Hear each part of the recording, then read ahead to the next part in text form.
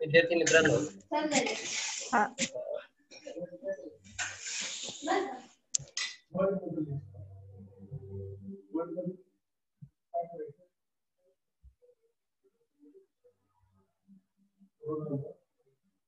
Hello मित्रांनो, नेटवर्कचा थोडासा इश्यू होता, तो सेटल करताना थोडासा वेळ गेलेला आहे. काही मुलं फोन करतात लगेचच, म्हणजे इथे आम्ही इश्यू सॉल्व्ह करत असताना देखील जर मुलांचे फोन आले तर ते अटेंड करता येत नाहीये. त्यामुळे थोडस वेट करत चला, कारण हे प्रॉब्लेम्स काय आपल्या हातात नसतात.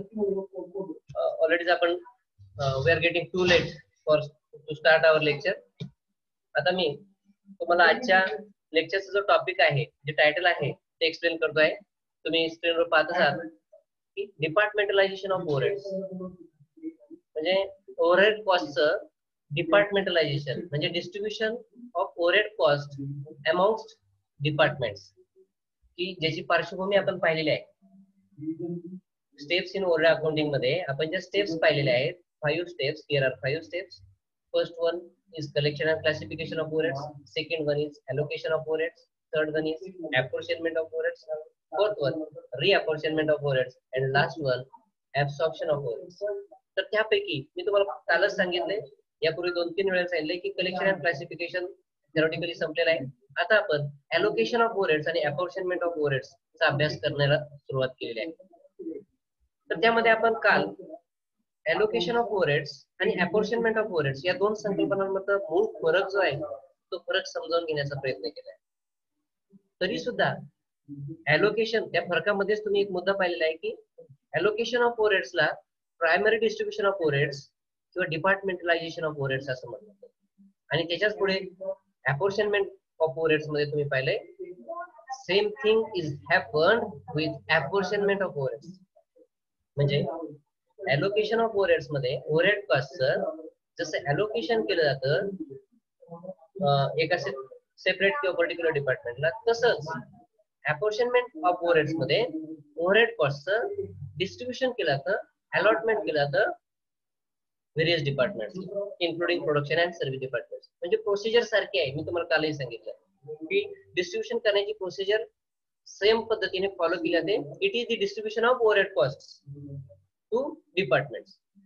ॲलोकेशन मध्ये ते एका पर्टिक्युलर डिपार्टमेंटला ॲलोकेशन केलं जातं, अपॉर्शनमेंट केला सॉरी अलॉटमेंट केला जातं, आणि अपॉर्शनमेंट मध्ये एकाच वेळी अनेक डिपार्टमेंटला फक्त वाटप केलं जातं ओव्हरहेड कॉस्टचा. हाच फरक आपण तिथे मेजॉरिटी पाहिलेला आहे. ही गोष्ट मी रिपीटेडली का सांगितली, तर आपण आज डिपार्टमेंटलायझेशन ऑफ ओव्हरहेड्स हे दोन कन्सेप्ट किंवा दोन स्टेप्स रिलेटेड आहेत. त्या दोन स्टेप्स आहेत ॲलोकेशन ऑफ ओव्हरहेड्स आणि apportionment of overheads. Apportionment of overheads आणि allocation of overheads commonly called as primary distribution of overheads. आणि म्हणून आपल्याला या दोन स्टेप्स रिलेटेड आपल्याला अभ्यास करायचा आहे. तर आपण अभ्यासाचा जो मुद्दा निवडलाय आज, डिपार्टमेंटलायझेशन ऑफ ओव्हरहेड्स, त्याविषयी थोडक्यात माहिती पाहूया. See, after overhead cost have been collected. बघा पहिल्या स्टेप मध्ये, बघा स्टेप्स इन ओव्हरहेड अकाउंटिंग मध्ये पहिली स्टेप आहे collection and classification of overheads. त्याशी रिलेटेड हे पहिलं सेंटेन्स आहे ना, ते आपल्याला सांगितले काय, after overhead cost have been collected, म्हणजे ओव्हरहेड कॉस्टचं कलेक्शन केलं जातं व्हेरियस अंडर अकाउंटिंग हेड्स. बघा त्यासाठी अकाउंटिंग हेडची निर्मिती केली जाते. तुम्ही कलेक्शन ऑफ ओव्हरहेड कॉस्ट त्यामध्ये पाहिलेलं आहे. अंडर व्हेरियस नंबर्स, म्हणजे हे जे नंबर्स जे आहेत ते व्हेरियस डिपार्टमेंट्सला अलॉट केलेले असतात. Production department first, second, third, fourth and so on. After overhead cost have been collected under various numbers, अनेक नंबर्स मध्ये किंवा स्वतंत्रपणे प्रत्येक डिपार्टमेंटची ओव्हरहेड कॉस्ट आहे किंवा ओव्हरहेड हेड अंतर्गत जी कॉस्ट कलेक्ट झालेली आहे. The second step is to allocate and apportion. बघा इथे दोन शब्द प्रयोग आहेत. आता आपण ॲलोकेशन ऑफ ओव्हरहेड्स ही नवीन कन्सेप्ट पाहिली सेकंड स्टेज, आणि थर्ड स्टेज होती अपॉर्शनमेंट ऑफ ओव्हरहेड्स. इथे काय म्हटलंय, after overhead cost have been collected under various numbers, the second step is to allocate and apportion the overheads to production and service departments. आता production and service department असं म्हटलंय. Second स्टेजला काय केलं तर ओव्हरहेड कॉस्टचं ॲलोकेशन वाटप किंवा apportionment. आता वाटप म्हणजे जी कॉस्ट आहे पर्टिक्युलर कॉस्ट पर्टिक्युलर डिपार्टमेंटला वाटून दिला जाते आणि अपॉर्शनमेंट मध्ये पर्टिक्युलर कॉस्ट जी आहे ती व्हेरियस डिपार्टमेंट्सला वाटून दिला जाते. प्रोडक्शन अँड सर्व्हिस डिपार्टमेंट म्हणजे ॲलोकेशन मध्ये काय केलं तर whether it is production department the whole item of cost is allotted किंवा allocated to that particular department. एका डिपार्टमेंटला वाटून दिले. मग ते सर्व्हिस डिपार्टमेंट असेल किंवा ते प्रोडक्शन डिपार्टमेंट. तर सेकंड स्टेजला म्हणजे ॲलोकेशन आणि अपॉर्शनमेंट ही सेकंड स्टेज आहे. माहितीचं कलेक्शन झाल्यानंतर cost data overhead cost data collect झाल्यानंतर सेकंड स्टेज जी निर्माण होते ती असते ॲलोकेशन ऑफ ओव्हरहेड्स आणि अपॉर्शनमेंट ऑफ ओव्हरहेड्स. तुम्ही स्टेप्स इन ओव्हरहेड अकाउंटिंग मध्ये अपॉर्शनमेंट ऑफ ओव्हरहेड्स ची थर्ड स्टेज पाहिलेली आहे, पण technically it is called second step of accounting of overheads. तर ओव्हरहेड कॉस्ट ही प्रोडक्शन डिपार्टमेंट्स आणि सर्व्हिस डिपार्टमेंट्स मध्ये अलॉट केली जाते आणि त्याला आपण second stage in overhead accounting असं म्हटलेलं आहे. फर्स्ट स्टेज मध्ये कलेक्शन ऑफ ओव्हरहेड्स आपण पाहिलं होतं आणि कॉमनली आपण ॲलोकेशन ऑफ ओव्हरहेड्स आणि अपॉर्शनमेंट ऑफ ओव्हरहेड्सला सेकंड स्टेज असं संबोधतोय कारण या स्टेज मध्ये ओव्हरहेड कॉस्ट व्हेरियस डिपार्टमेंट्स मध्ये. ओके आता तुम्हाला मी रिपीटेडली का सांगतो हे बेटा, त्याचं कारणच असं आहे की मी जेव्हा तुम्हाला एखादा प्रश्न विचारणार आहे त्याचं उत्तर तुम्हाला देता आलं पाहिजे. ओके, डिपार्टमेंटलायझेशन ऑफ ओव्हरहेड्स और प्रायमरी डिस्ट्रीब्युशन ऑफ ओव्हरहेड्स हे रिपीटेडली सांगतोय. त्याचं कारण तुम्हाला आज समजणार नाहीये, त्याचं कारण तुम्हाला फक्त प्रश्न विचारल्यानंतर समजणार आहे आणि त्यावेळेला वाईट वाटून देऊ नका की आपल्याला काही येत नाही म्हणून. ठीक आहे, तर प्रोडक्शन आणि सर्व्हिस डिपार्टमेंटला ओव्हरहेड कॉस्ट अलॉटमेंट केला जातं आणि म्हणून व्हेरियस डिपार्टमेंट मध्ये अलॉटमेंट केला जातं. It is called departmentalization of overheads और primary distribution of overheads. Okay, आता त्या संदर्भात आपण थोडक्यात माहिती पाहूयात. आणि ज्या मुलाने डन म्हटलं होतं त्याचं स्पेलिंग सुद्धा येत नाहीये मित्रांनो. DON म्हटलं होतं डॉन. आपल्याला काहीतरी करायचं असेल तर आपण व्यवस्थित ऐकणं अपेक्षित आहे. डनचं स्पेलिंग DON नाही, त्यामुळे अगोदर शिकून घ्या आणि मग आपली हुशारी दाखवा. येते का तुमच्या लक्षात? यानंतर असं कृत्य होणार नाही याची मी अपेक्षा धरतो. आणि जे हुशार विद्यार्थी आहेत त्यांनी पर्टिक्युलरली तुमच्या ज्या शंका आहेत ना त्या आम्हाला विचारा, म्हणजे तुमची हुशारी आम्हाला समजेल. येतं लक्षात तुम्हाला कितपत येते? आणि तू जे म्हटलं होतंस बाळा इथे डन, इट इज डन, तर ते स्पेलिंग पण चुकलं होतं. आणि तुला जर एखादा प्रश्न विचारला, मला तू सांग ॲलोकेशन ऑफ ओव्हरहेड्सची डेफिनेशन, अपॉर्शनमेंट ऑफ ओव्हरहेड्सची डेफिनेशन, लास्ट स्टेज कोणती आहे ओव्हरहेड अकाउंटिंग मधली? अरे हे रिपीटेडली सांगण्याचं कारणच ते आहे की हे तुमच्या मनामध्ये मला उतरवायचं आहे, गळी उतरवायचं आहे. ठीक आहे, डिपार्टमेंटलायझेशन ऑफ ओव्हरहेड्स का म्हटलंय फक्त तर ओव्हरहेड कॉस्टचं डिस्ट्रीब्युशन हे व्हेरियस डिपार्टमेंट्सला केलं जातं. इथे बघा, डिपार्टमेंटलायझेशन of overheads is the process of allocation and apportionment of overheads to different departments or cost centres. Okay, याविषयी सुद्धा मी तुम्हाला आता जास्त सांगणार नाही. ओके, म्हणजे 20 सब्जेक्टिव्ह तुमच्याकडून बऱ्याच गोष्टी शिकायला मिळतात आम्हाला की सर हे झालेलं आहे हे परत सांगू नका, पण जर झालेलं असेल तर आउट ऑफ मार्क्स तुम्हाला मिळणं अपेक्षित आहे. आणि बेटा तुझा नंबर मला इथे आयडेंटिफाय झालेला आहे हे लक्षात. For smooth and efficient working a factory is sub divided. म्हणजे संघटनेमध्ये स्मूथ आणि इफिशियंट वर्किंग साठी फॅक्टरी डिवाइड केली जाते, सब डिवाइड केली जाते. कशात? Into number of departments. म्हणजे फॅक्टरीमध्ये एकाच वेळेला अनेक डिपार्टमेंटची निर्मिती केली जाते. जरी फॅक्टरीचं उद्दिष्ट एक असेल तरी देखील ते उद्दिष्ट पूर्ण करण्यासाठी अनेक डिपार्टमेंटची निर्मिती केली जाते. each of which denotes a particular activity of the factory. आणि प्रत्येक डिपार्टमेंटला एक विशिष्ट जबाबदारी असाइन करून दिली जाते, वाटवून दिली जाते. आणि मग ती जबाबदारी म्हणजे त्या डिपार्टमेंटचं काम, त्या डिपार्टमेंटची प्रोडक्शन ऍक्टिव्हिटी किंवा सर्व्हिस प्रोव्हाइड करण्याचं काम दिलं असेल तर ते सर्व्हिस प्रोव्हाइड करण्याची जबाबदारी त्या डिपार्टमेंटवर असते. For example purchase department, stores department, time keeping department, personnel department, crushing department, melting department and so on. असे अनेक डिपार्टमेंट्स असतात. आता बघा, ही जी उदाहरणं दिलेली आहेत, या उदाहरणांमध्ये तुम्हाला असे काही डिपार्टमेंट कॉमन स्वरूपाचे दिसतील की जे सर्व्हिस पण प्रोव्हाइड करण्याचं काम करतात, आणि काही डिपार्टमेंट असे आहेत की जी प्रोडक्शन ऍक्टिव्हिटी मध्ये सहभागी झाले असतात. मला सांगा, परचेस डिपार्टमेंट हे प्रोडक्शन डिपार्टमेंट आहे की सर्व्हिस डिपार्टमेंट? मी तुम्हाला म्यूट केलंय मित्रांनो, जर अनम्यूट केलं तर कदाचित आपलं तोंड उघडणार नाही बोलायला, बरोबर? त्यामुळे पहिल्यांदा ऐकून घेत जा व्यवस्थित सर काय सांगताय ते, आणि मग आपलं मत नोंदवायचं आहे. आणि नोंदवायला हरकत नाही, पण ते प्रॉपर असावं. मी आता तुम्हाला हे वारंवार सांगणार आहे, कारण मुलं, ओके, 10-28, ओके. प्रोडक्शन, बेटा नाव घेत नाही, पण आन्सर मात्र चुकलेला आहे. This is type of service department. आणि जर तुम्ही म्हणाल परचेस डिपार्टमेंट हे खरेदीचं काम करतं, खरेदी ही उत्पादन आहे की सेवा आहे? बरोबर, लक्षात घ्या. आपण प्रोडक्शन आणि सर्व्हिस डिपार्टमेंट कसे ओळखायचे आहेत की जी डिपार्टमेंट्स प्रत्यक्ष उत्पादनाच्या कार्यात सहभाग घेतात. आणि मग जर तू प्रोडक्शन डिपार्टमेंट म्हणतोय परचेस डिपार्टमेंटला, हा वैष्णवी बेटा, yes, what do you want to say? Okay, ठीक आहे. जर परचेस डिपार्टमेंट, वैष्णवी नाव सारखे येते बेटा, तू काही छेडछाड करते का स्क्रीनवर? काम असेल तर बोला, मेसेज असेल तर चॅट बॉक्स मध्ये तुम्ही टाकू शकता, की जो मी रीड करून सगळ्यांना सांगू शकतो. येते लक्षात? ओके. परचेस डिपार्टमेंट जे आहे ते प्रोडक्शन ऍक्टिव्हिटी मध्ये प्रत्यक्ष सहभाग घेते का? पण it supports to production activity. म्हणजे परचेस डिपार्टमेंट हे सर्व्हिस डिपार्टमेंट आहे. It is the type of service department.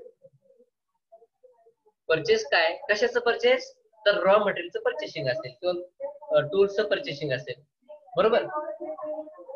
आणि मग परचेस केलेल्या मालाचं काय केलं जातं, त्यावर काय केलं जाते, प्रक्रिया केली जाते. म्हणजे बघा, परचेस डिपार्टमेंट हे प्रोडक्शन ऍक्टिव्हिटीशी रिलेटेड सुद्धा काम करतंय. लक्षात घ्या, त्याला फक्त परचेस डिपार्टमेंट, आपलं प्रोडक्शन डिपार्टमेंट किंवा सर्व्हिस डिपार्टमेंट फक्त म्हणता येत नाही. म्हणजे कॉमन आहे, purchase department it may be service department. जेव्हा ते खरेदीची सर्व्हिस प्रोव्हाइड करतं तेव्हा ते सर्व्हिस डिपार्टमेंट झालं. आणि परचेस डिपार्टमेंटने ज्या वस्तू रॉ मटेरियल खरेदी केलेलं आहे त्या कच्च्या मालावर उत्पादनाशी निगडीत प्रक्रिया केली जाते. म्हणजे परचेस डिपार्टमेंट उत्पादनाशी निगडीत सुद्धा काम करते. येते लक्षात तुमच्या? त्यानंतर स्टोअर्स डिपार्टमेंट. स्टोअर्स डिपार्टमेंट मध्ये उत्पादित केलेल्या वस्तू साठवून ठेवल्या जातात, म्हणजे ते सर्व्हिस डिपार्टमेंट आहे. टाइम कीपिंग डिपार्टमेंट, हे काही उत्पादन कार्यात सहभाग घेत नाही, that is service department. Personnel department, मनुष्यबळ विभाग, that is service department. Crushing department, आता हे डिपार्टमेंट मात्र उत्पादनाशी निगडीत आहे. म्हणजे उत्पादन कार्य सुरू करत असताना रॉ मटेरियलचं क्रशिंग किंवा त्यावर प्रक्रिया केली जात असेल तर ते प्रोडक्शन डिपार्टमेंट आहे. मेल्टिंग शॉप, म्हणजे प्रत्यक्ष उत्पादनामध्ये काही वस्तू मेल्ट करायच्या असतील, वितळायच्या असतील उष्णतेच्या साहाय्याने, स्टीम असेल त्यातून, तर तो प्रोडक्शनचा पार्ट आहे. म्हणजे तुम्ही ही जी उदाहरणं पाहिली की जेव्हा तुमची ओव्हरहेड कॉस्ट आहे, ही particular overhead cost production departments as well as service departments वर अलोकेट केली जाते.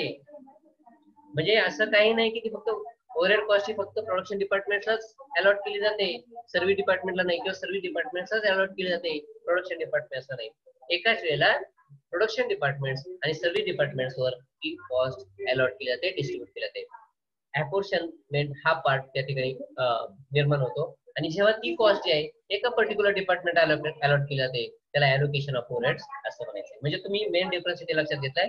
जेव्हा एका पर्टिक्युलर डिपार्टमेंटला ओव्हरहेड कॉस्ट डिस्ट्रीब्यूट केली जाते it is called as apportionment, आपलं ॲलोकेशन ऑफ ओव्हरहेड्स. आणि जेव्हा एकाच वेळेला अनेक डिपार्टमेंट्स वर ती ओव्हरहेड कॉस्ट डिस्ट्रीब्यूट केली जाते it is called apportionment of overheads. But both methods are commonly called as primary distribution of overheads. Okay, all these departments are mainly production departments, service departments and production cum service departments. बघा इथे म्हटलंय, म्हणजे वरचे जे उदाहरणं तुम्ही पाहिलेली आहेत त्या उदाहरणाचा अर्थ काय होतोय की त्यामध्ये प्रोडक्शन डिपार्टमेंट सुद्धा समाविष्ट आहेत, काही सर्व्हिस डिपार्टमेंट सुद्धा समाविष्ट आहेत आणि काही प्रोडक्शन कम सर्व्हिस डिपार्टमेंट मध्ये आहेत. या संदर्भात आपण एक टिपिकल शब्दप्रयोग अभ्यासला. कोणता शब्दप्रयोग होता तो? Partly producing departments and partly service departments, isn't it? म्हणजे काही डिपार्टमेंट हे सर्व्हिस प्रोव्हाइड करण्याचं सुद्धा काम करतात आणि काही डिपार्टमेंट्स तेच डिपार्टमेंट प्रोडक्शन ऍक्टिव्हिटी मध्ये सुद्धा सहभाग घेतात. काल आपण कोणती उदाहरणं पाहिली त्या संदर्भातली? कार्पेंट्री शॉप पाहिलंय, टूल रूम पाहिलंय.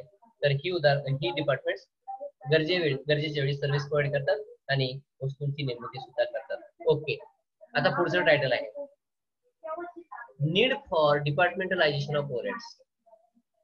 म्हणजे ओव्हरहेड कॉस्टचं डिपार्टमेंटलायझेशन करण्याची गरज काय आहे, किंवा त्याला ब्रॅकेट मध्ये खाली लिहिले बघा, reasons of departmentalization of overheads. Overhead कॉस्टचं डिपार्टमेंटलायझेशन करण्याची कारणे किंवा गरज हे आपल्याला या ठिकाणी बघायचंय. तर पहिलं कारण किंवा पहिली गरज आहे डिपार्टमेंटलायझेशन, कंट्रोल ऑफ ओव्हरहेड कॉस्ट.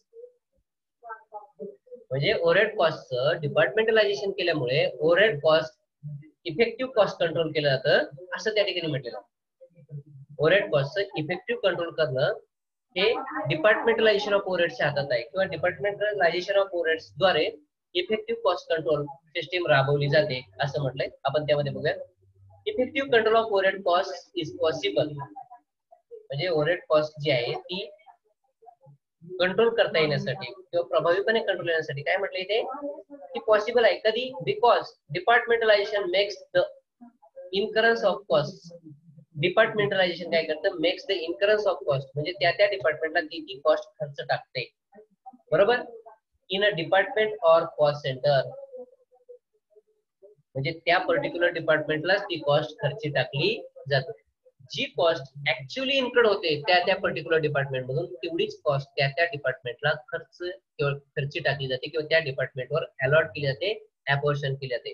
म्हणजे समजा एखाद्या डिपार्टमेंटने साधारणपणे ₹100 या पद्धतीने ओव्हरहेड कॉस्ट इन्कर्ड झाली असेल, तर त्या डिपार्टमेंटची ओव्हरहेड कॉस्ट ही 100 लिहिणं अपेक्षित आहे, ती 200 असता कामा नये. म्हणजे दुसऱ्या डिपार्टमेंटमध्ये जास्त ओव्हरहेड कॉस्ट इन्कर्ड झाली पण त्याची कॉस्ट या डिपार्टमेंटला जर वाटून दिली तर ते अन्यायकारक होणार आहे, कारण या डिपार्टमेंटची प्रोडक्शन कॉस्ट वाढून जाणार आहे, किंवा improper collection and classification and distribution of overheads असं होऊ शकतं. त्यासाठी तुम्हाला ज्या पर्टिक्युलर डिपार्टमेंटमध्ये जेवढी कॉस्ट इन्कर्ड झालेली आहे तेवढीच कॉस्ट त्या डिपार्टमेंटमध्ये किंवा त्या डिपार्टमेंटवर खर्च टाकणं अपेक्षित आहे. मॅडम कमेंट्स आल्यात, आवाज येतोय म्हणून. आता नाही येणार. ओके, आता नाही येणार बेटा, डिपार्टमेंटला काही कामं चालली आहेत महत्वाची, त्याच्यामुळे.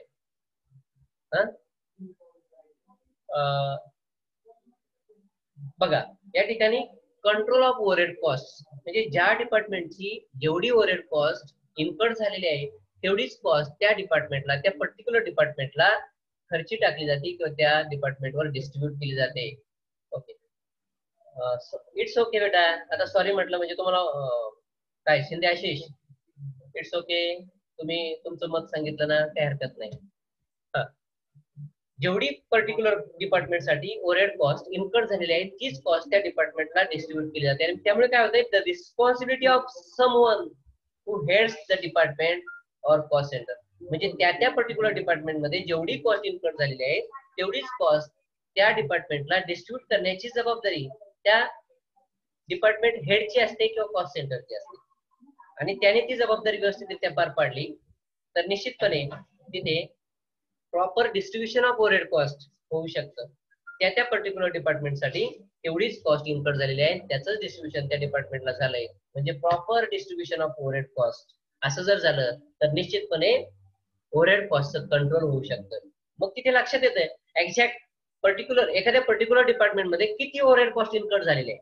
बघा लक्षात घ्या, म्हणजे फिजिकल स्वरूपात जेवढी कॉस्ट इन्कर्ड झाली त्या पर्टिक्युलर डिपार्टमेंटसाठी तेवढीच त्या डिपार्टमेंटला डिस्ट्रीब्यूट केली. याचा अर्थ काय की त्या डिपार्टमेंटमध्ये किती ओव्हरहेड कॉस्ट इन्कर्ड झालेले आहे हे अंतिमतः समजतं. आणि मग जर त्या डिपार्टमेंटमध्ये ओव्हरहेड कॉस्टचं प्रमाण वाढलं खर्च होण्याचं तर ते कंट्रोल करणं शक्य होतं. येते लक्षात तुमच्या? जर जास्त ओव्हरहेड कॉस्ट इन्कर्ड झालेली असेल तर त्या पर्टिक्युलर डिपार्टमेंटला लक्षपूर्वक ती ओव्हरहेड कॉस्ट कंट्रोल करणं शक्य होतं. Isn't it? येते लक्षात? म्हणजे डिपार्टमेंटलायझेशन ऑफ ओव्हरहेड्स मुळे काय होतंय? Control of overhead cost possible होते. म्हणजे विशिष्ट मर्यादेपेक्षा जेव्हा तुमची ओव्हरहेड कॉस्ट इन्कर्ड होत असेल त्या पर्टिक्युलर डिपार्टमेंटमध्ये तर ती इन्कर्ड होणार नाही यासाठीची काळजी त्या ठिकाणी घेता येते. Thus, with the help of departmentalization, responsibility accounting can be effectively introduced for control purpose. बघा, responsibility accounting can be effectively introduced म्हणजे त्या पर्टिक्युलर डिपार्टमेंटची जी जबाबदारी आहे, अकाउंटेबिलिटी आहे, रिस्पॉन्सिबिलिटी आहे, ती त्या डिपार्टमेंटला वाटून देता येते आणि ती इफेक्टिव्हरित्या प्रभावीपणे इम्प्लिमेंट करता येते. म्हणजे पर्टिक्युलर डिपार्टमेंटला ती जबाबदारी दिलेली असते आणि त्या पद्धतीने तो department effective cost control create करू शकतो. येते लक्षात? कंट्रोल ऑफ ओव्हरहेड कॉस्ट हा पहिला मुद्दा होता गरजेचा. नंतर second one is forecasting and estimating. आता फोरकास्टिंगचा अर्थ आहे अंदाज आणि एस्टिमेटिंगचा अर्थ काय आहे? बजेट. एस्टिमेट हा शब्दप्रयोग आर्थिक बाबीशी निगडित आहे आणि फोरकास्टिंग हा शब्दप्रयोग भविष्य काळाशी निगडित आहे. तिथे आर्थिक बाबीचा फारसा संबंध येत नाही. येते लक्षात? फोरकास्टिंग हे भविष्यासाठी, त्याला पूर्वानुमान किंवा पूर्वांदाज, अंदाज असं आपण त्या ठिकाणी म्हणतो. आणि एस्टिमेटिंग काय? भविष्य काळासाठी खर्चाचं अंदाजपत्रक आर्थिक बाबीशी निगडित असतं बनवणे. तर डिपार्टमेंटलायझेशन ऑफ ओव्हरहेड्स मुळे काय होतंय? फोरकास्टिंग आणि एस्टिमेटिंग करता येते. खर्चाचं भविष्याचा वेध घेता येतो आणि खर्चाचा अंदाज घेता येतो भविष्यकाळी. तर त्यामध्ये म्हटलंय because of greater accuracy in cost ascertainment. Ascertainment या शब्दाचा अर्थ काय आहे? समजून घेणे. ग्रेटर अॅक्युरेसी म्हणजे कॉस्ट अकाउंटिंग किंवा under different accounting heads cost is collected and accumulated. Then you can determine the cost. तुम्हाला ती कॉस्ट समजू शकते, ठरवू शकता तुम्ही की नेमकी किती कॉस्ट इन्कर्ड झालेली आहे. तर या गोष्टीमध्ये अॅक्युरेसी असते. Because of greater accuracy in cost ascertainment म्हणजे किती कॉस्ट मुळात खर्च झालेली आहे हे शोधून काढण्यामध्ये अॅक्युरेसी फार असते आणि त्यामुळे काय होतंय? And cost ascertainment and cost control यामध्ये ग्रेटर अॅक्युरेसी असते. तुम्ही कॉस्ट कंट्रोल पाहिले वरच्या मुद्द्यामध्ये की त्या पर्टिक्युलर डिपार्टमेंटला ती जबाबदारी वाटून दिलेली असते आणि मग त्या डिपार्टमेंट मार्फत कॉस्ट कंट्रोलसाठी, इफेक्टिव्ह कॉस्ट कंट्रोलसाठी प्रयत्न केले जातात. आणि त्यामुळे काय झालंय? ग्रेटर अॅक्युरेसी निर्माण होते कशामध्ये? कॉस्ट कंट्रोल मध्ये आणि कॉस्ट असर्टेनमेंट मध्ये. म्हणजे ओळखायची कॉस्ट नेमकी कशासाठी खर्च झालेली आहे. आले लक्षात? आणि कोणत्या घटकासाठी किती कॉस्ट खर्च झालेली आहे. आता जर एवढ्या प्रमाणात कॉस्ट खर्च झाली असेल तर खरोखरच तेवढी कॉस्ट अपेक्षित होती का त्यापेक्षा कमी कॉस्ट इन्कर्ड होणार होती किंवा त्यापेक्षा जास्त कॉस्ट इन्कर्ड करावी लागणार आहे याविषयीचा निर्णय घेता येतो. आणि जिथे कॉस्ट इन्कर्ड करण्याची आवश्यकता आहे, जिथे खर्च वाढवण्याची आवश्यकता आहे ओव्हरहेड कॉस्ट ते सुद्धा लक्षात येतं. त्याविषयीचा निर्णय घेता येतो. आणि ते कशातून समजतं? Cost ascertainment. जेव्हा तुम्हाला एखाद्या घटकाची ओव्हरहेड कॉस्ट समजते तेव्हाच तुम्हाला कॉस्ट असर्टेनमेंट करता येते. तर हा जो दुसरा मुद्दा आहे फोरकास्टिंग अँड इफेक्टिव्ह एस्टिमेटिंग. आता जर तुम्हाला अॅक्युरेसी असेल कॉस्ट मध्ये किंवा विशिष्ट डिपार्टमेंटसाठी किती कॉस्ट खर्च झालेले, मग भविष्य काळामध्ये त्या पर्टिक्युलर डिपार्टमेंटमध्ये विशिष्ट फंक्शनसाठी किंवा प्रोसेससाठी किती खर्च लागणार आहे या सगळ्या गोष्टी आता बघा खर्चाशी निगडित आहे. म्हणजे कालावधी सुद्धा हा खर्चाशी निगडितच वापरला जातो. पुढील 2 वर्षांमध्ये किती ओव्हरहेड कॉस्ट इन्कर्ड होऊ शकते किंवा त्यासाठीचं बजेट किती असावं याविषयीचा एक स्वतंत्र निर्णय आपल्याला त्या ठिकाणी घेता येतो. नंतर तिसरी गरज आहे, तिसरा मुद्दा आहे गरजेचा, इथे डिस्प्ले झालेला आहे बघा, होतोय. Insurance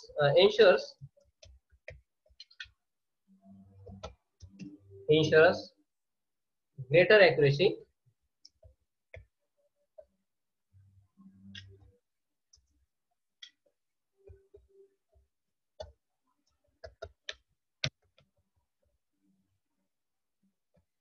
ensures greater accuracy in cost ascertainment.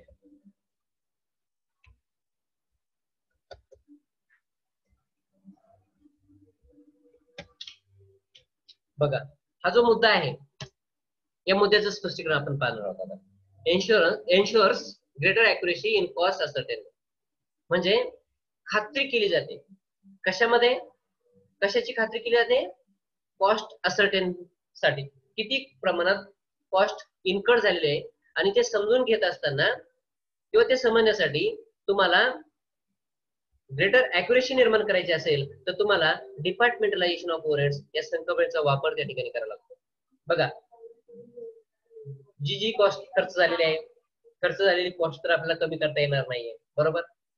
पण यापुढील काळामध्ये किंवा भविष्यामध्ये जेव्हा तुम्हाला काही बाबींवर ओव्हरहेड कॉस्ट खर्च करण्याची आवश्यकता असते, अशा वेळेला तुम्हाला ती कॉस्ट किती येणार आहे, भूतकाळामध्ये त्यासाठी किती कॉस्ट खर्च झालेली आहे याविषयीचे डिटेल्स, माहिती, आकडेवारी लक्षात घेतली पाहिजे.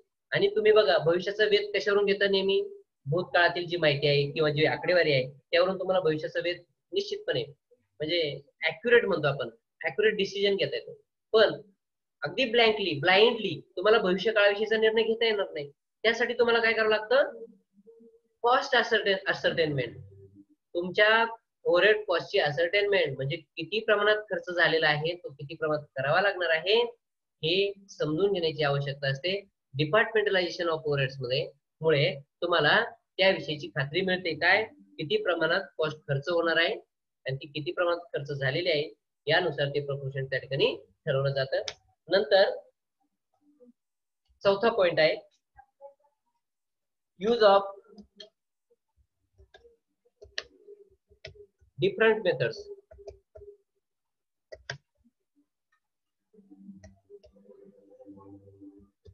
Use of different methods.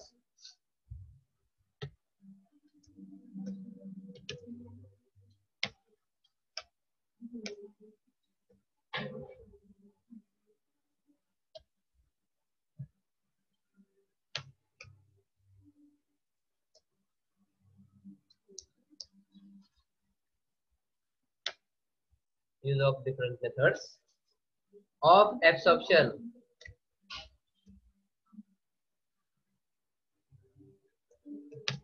Use of different methods of absorption. बघा, ऍब्सॉर्प्शनच्या डिफरंट मेथड्सचा वापर करता येतो. ऍब्सॉर्प्शन ही काय कन्सेप्ट आहे तर तुम्ही पाहिलंय की स्टेप्स इन ओव्हरहेड अकाउंटिंग मध्ये किंवा steps in accounting of overheads मध्ये 5वी स्टेप जी होती ती होती ऍब्सॉर्प्शन ऑफ ओव्हरहेड्स. त्यावेळेला आपण डिफाइन करताना काय म्हटलंय की जी ओव्हरहेड कॉस्ट आहे ती ओव्हरहेड कॉस्ट एखाद्या कॉस्ट युनिट मध्ये ऍब्झॉर्ब करणे किंवा त्या कॉस्ट युनिटला पर्टिक्युलर कॉस्ट युनिटला वाटून देणे. म्हणजे पर युनिट कॉस्ट किती आहे एखाद्या पर्टिक्युलर डिपार्टमेंट मध्ये जितके युनिट्स प्रोड्यूस झाले असतील तर त्या संपूर्ण युनिट्स पैकी एका युनिट मध्ये किती ओव्हरहेड कॉस्ट ऍब्झॉर्ब झालेले आहे, it is called absorption of overheads, बरोबर. आणि मग ओव्हरहेड कॉस्टचं ऍब्झॉर्प्शन एका पर्टिक्युलर युनिट मध्ये किती झालेला आहे हे शोधून काढण्यासाठी डिफरंट मेथड्सचा वापर केला जातो.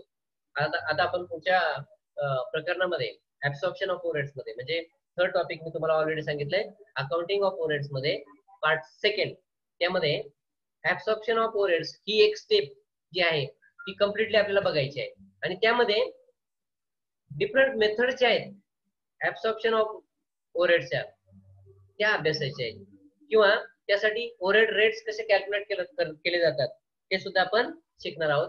तर त्यापैकी बेसिक मेथड जे आहेत की ज्याचा प्रामुख्याने वापर केला जातो त्यामध्ये आपल्याला सांगता येईल पहिली मेथड त्या ठिकाणी असते. मी फक्त 2 मेथड्स तुम्हाला प्रातिनिधिक स्वरूपात सांगतोय.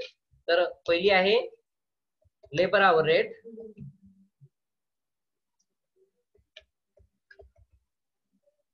Labour hour rate method, and next one is MACHINE, machine hour rate method. Okay,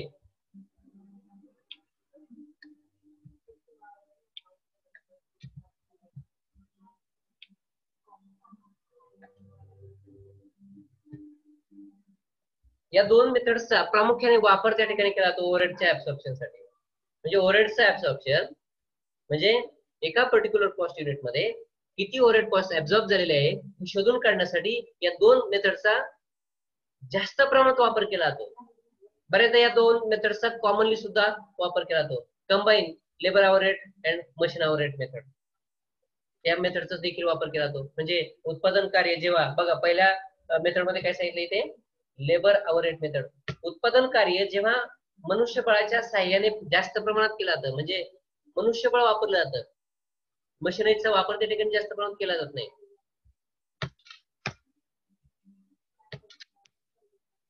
त्या ठिकाणी लेबर ओव्हरहेड मेथडच्या साह्याने तुमची किती ओव्हरहेड कॉस्ट इन्कट झालेली आहे ते शोधून काढण्याचा प्रयत्न केला जातो. ओके, म्हणजे किती लेबर्स एंगेज होते उत्पादन मॅन्युफॅक्चरिंग ऍक्टिव्हिटी मध्ये, त्यानुसार तुमचा ऍब्सॉर्प्शन रेट त्या ठिकाणी काढला जातो. फॉर एक्झाम्पल लेबर्सवर म्हणजे एखाद्या वस्तूचं किंवा एका नगाचं उत्पादन करण्यासाठी त्या उत्पादनामध्ये किती लेबर्स एंगेज होते म्हणजे लेबर कॉस्ट किती आहे, इनडायरेक्ट लेबर कॉस्ट, त्या इनडायरेक्ट लेबर कॉस्टने त्या टोटल कॉस्टला डिव्हाइड केलं जातं आणि म्हणजे पर युनिट कॉस्ट जी आहे तुमची ती त्या ठिकाणी तुम्हाला मिळत असते. म्हणजे लेबर कॉस्ट जी आहे ती लक्षात घेतली.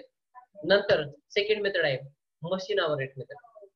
ओव्हरहेड कॉस्टचं ऍब्सॉर्प्शन करण्यासाठी मशीन ओव्हरहेडचा मेथडचा प्रामुख्याने आता वापर करण्याला सुरुवात झालेली आहे किंवा मोठ्या प्रमाणात वापर केला जातो.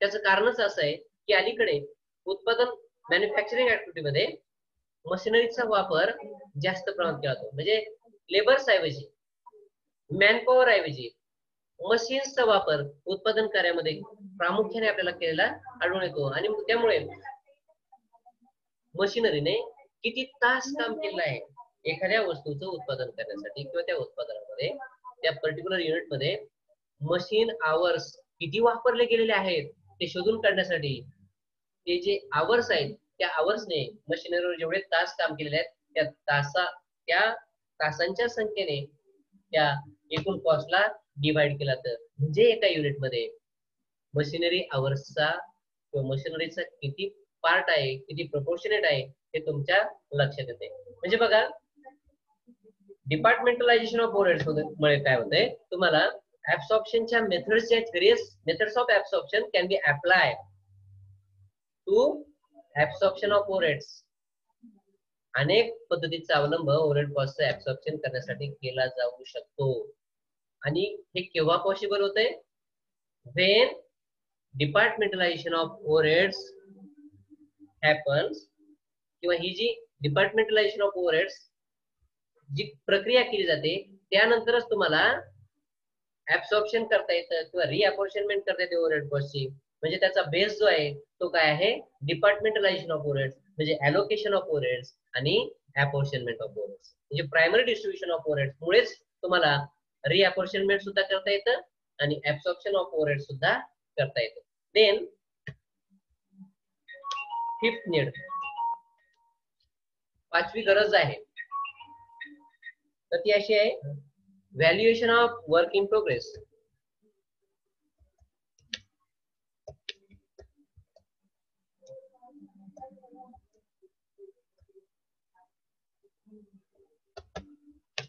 Valuation of work in progress.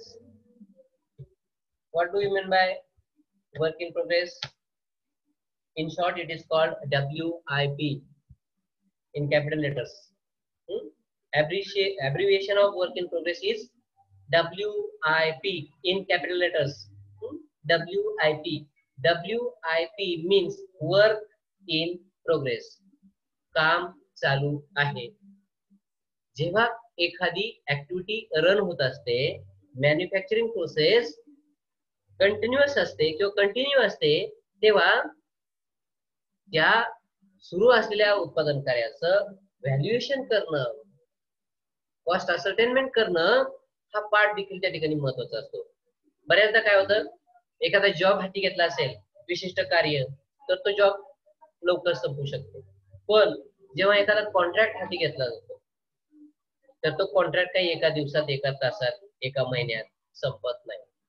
For example construction of a building.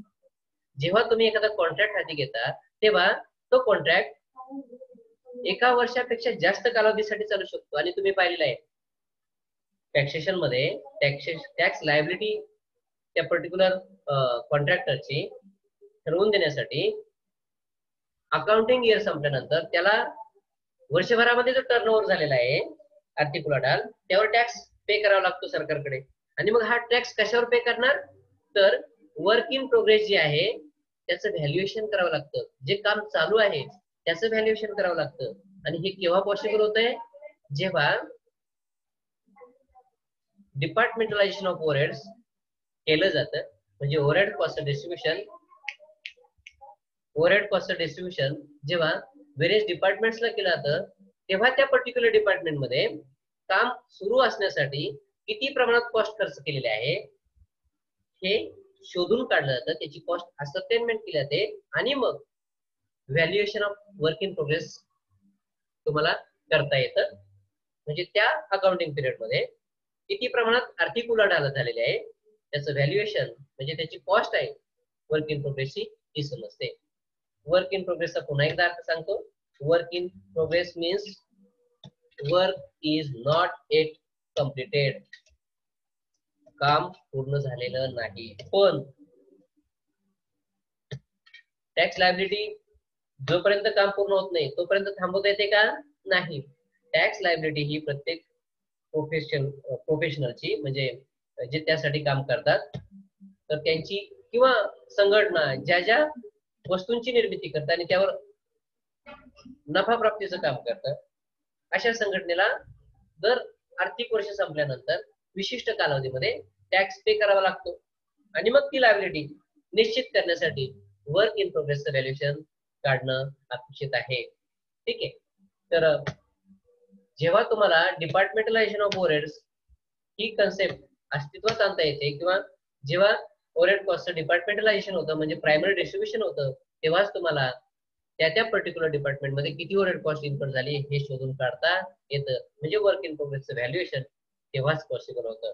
त्यानंतर 6वा मुद्दा आहे 6.1 गरज आहे 6वी cost of service departments.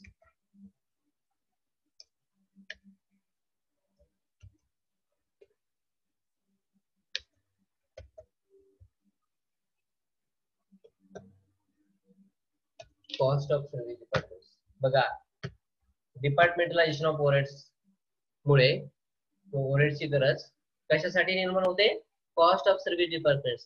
To consider लक्षात घेणे सर्व्हिस डिपार्टमेंटची जी कॉस्ट आहे ती लक्षात घेण्यासाठी डिपार्टमेंटलायझेशन ऑफ ओव्हरहेड्स मदत करतं. किंवा डिपार्टमेंटलायझेशन ऑफ ओव्हरहेड्स मुळे तुम्हाला सर्व्हिस डिपार्टमेंटने किती ओव्हरहेड कॉस्ट इन्कम केलेली आहे त्या पर्टिक्युलर सर्व्हिस डिपार्टमेंट मध्ये हे तुम्हाला समजतं. कारण ॲलोकेशन मध्ये नाही, ॲलोकेशन मध्ये एकाच कुठल्या तरी पर्टिक्युलर डिपार्टमेंटला ओव्हरहेड कॉस्ट डिस्ट्रीब्युशन झालंय बरोबर, अलॉटमेंट म्हणतो आपण. मग ते सर्व्हिस डिपार्टमेंट असेल किंवा प्रोडक्शन डिपार्टमेंट. पण अपॉर्शनमेंट ऑफ ओव्हरहेड्स मध्ये तुम्ही काय पाहिलंय, जी पर्टिक्युलर ओव्हरहेड कॉस्ट आहे त्याचं प्रोपोर्शन्स मध्ये वाटप केलं जातं to various production and service departments. बघा अपॉर्शनमेंट मध्ये एकाच वेळेला प्रोडक्शन आणि सर्व्हिस डिपार्टमेंटवर ओव्हरहेड कॉस्ट डिस्ट्रीब्यूट केल्यामुळे काय होतंय, सर्व्हिस डिपार्टमेंटच्या वाट्याला काही ओव्हरहेड कॉस्ट जी आहे ती येते आणि ती सर्व्हिस डिपार्टमेंटची ओव्हरहेड कॉस्ट जी आहे ती तुम्हाला त्या वस्तू